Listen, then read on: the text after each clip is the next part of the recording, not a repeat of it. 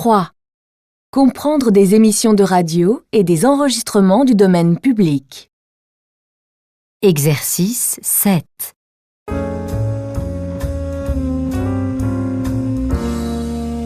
Alors, Isabelle, quand vous parlez de proposer une nouvelle idée de marché, on pense tout de suite au commerce.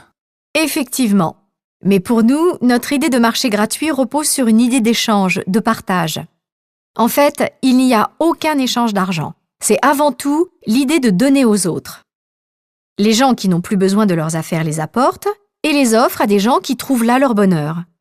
Pour cet échange, les relations sont différentes et les gens sont heureux de pouvoir se parler, car on ne discute pas d'argent. Et c'est l'objectif numéro 1 de ce marché. On veut que les gens fassent connaissance et qu'ils discutent ensemble. J'imagine que ce n'est pas par hasard que cela se passe avant les fêtes de fin d'année. Alors, on en avait déjà fait un à la fin du mois d'août.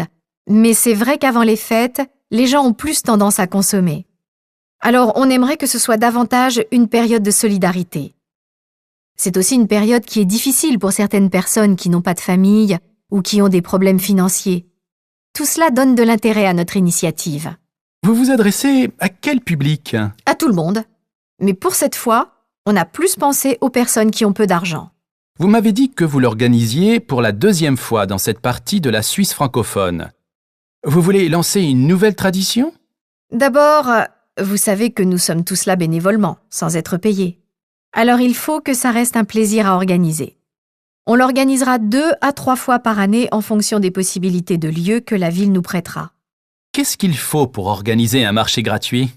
Il faut avoir l'autorisation de la ville et de la police. Et les responsables de la ville ont été tout de suite d'accord. On était même étonnés de voir qu'ils étaient très ouverts à cette idée. Sinon, il faut aussi faire beaucoup de travail sur l'information. Par exemple, on répond aux messages des gens qui posent beaucoup de questions. Après, il faut aussi enregistrer les inscriptions. Enfin, pour organiser un marché gratuit, on fait 3 ou 4 réunions d'organisation avant. Donc, il faut s'inscrire pour avoir des affaires à donner? Oui, parce qu'on veut savoir combien de personnes vont venir pour répondre au mieux à la demande et réserver les places dans les rues à la grande majorité des personnes intéressées. Avec le succès, on devient très compétent.